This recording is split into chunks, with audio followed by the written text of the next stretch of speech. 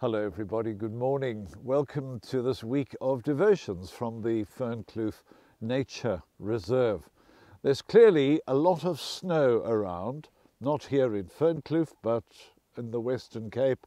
One feels a coldness in the air, but it's lovely. This is what Cape winters are all about. And there are a few people that I know that don't enjoy the winter with all its all the cold fronts coming and going, and the snow and the glorious winter mornings as well. It's no secret that I enjoy reading Bible stories and, perhaps more particularly, telling Bible stories.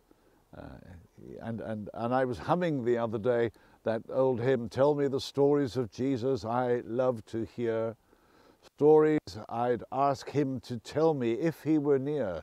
Scenes from the wayside, tales from the sea, stories of Jesus, tell them to me." And just to sit and read in quiet moments a story, and a short story, and to reflect on that. You know, one doesn't need long, involved explanation. A story just sits there in your mind. And I think sometimes it works in the subconscious, and the Spirit of God takes those stories and teaches us whatever the Spirit of God feels appropriate for us at that moment. There's a story about a leper. You'll find it in the Gospel of Luke chapter 5. A leper who came up to Jesus and said, "If you choose, if you had the will to make me better, Lord, you would do so."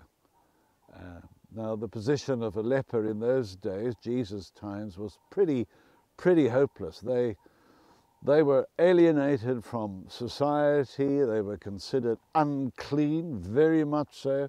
They had to walk around shouting, "Unclean, unclean." And you can imagine saying that often enough, how that would affect your psyche. Appalling treatment of lepers. They had to live alone. They had to live outside of communities. And people never went near them. And you remember this leper, as I said, came to Jesus. And of course you weren't allowed to touch a leper. But what did Jesus do? We read that Jesus reached out his hand and he touched the leper. That in itself was an appalling act according to the social mores of that day. You just don't do that. But you know, it's one of the wonderful things about Jesus.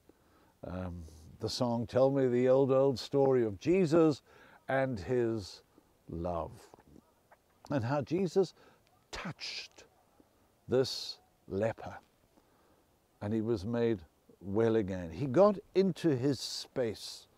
A man who had been deleted from society, alienated from everything and everyone. Jesus went into his space and touched him. Of course, it was a risk, but Jesus took that risk on and he touched him and he was made well again. It's what one calls the touch of the Master's hand. You remember that poem? I remember many years ago as a youngster standing up in front of the Pinelands Presbyterian congregation and reciting that poem, "The Touch of the Master's Hand." And I've been trying to say that in practice and see how much of it came back to me. Now, I'm going to give it a go. I don't know if I stumble. Well, so be it. It's called "The Touch of the Master's Hand." It was written in 1920 when money was worth a lot more than it is now. Written by a lady called Myra Welsh, I think her name was. And it revolves around an incident at an auction where the auctioneer takes up an old violin and he proceeds to try and auction this violin. Nobody's interested because it's really rather poorly kept and looks hopelessly out of tune. And the poem goes like this. "'Twas battered and scarred, and the auctioneer thought it scarcely worth his while to waste much time with the old violin, but he held it up with a bow. 'What am I offered, good people?' he cried. 'Who'll start the bidding for me? $1, $1, who'll make it $2? $2, who'll make it $3? $3 once, $3 twice, going for $3, but no. From the room far back, a grey-haired old man came forward and picked up the bow, and wiping the dust from the old violin and tightening the loose strings, he played a melody pure and sweet as a caroling angel sings.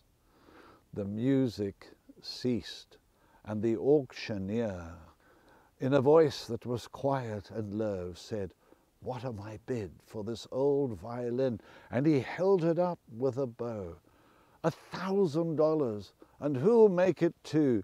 $2,000, and who'll make it $3? $3,000 once, $3,000 twice, going and gone,' said he. The people cheered, but some of them cried, 'We just don't understand. What changed its worth?' Swift came the reply, the touch of the master's hand.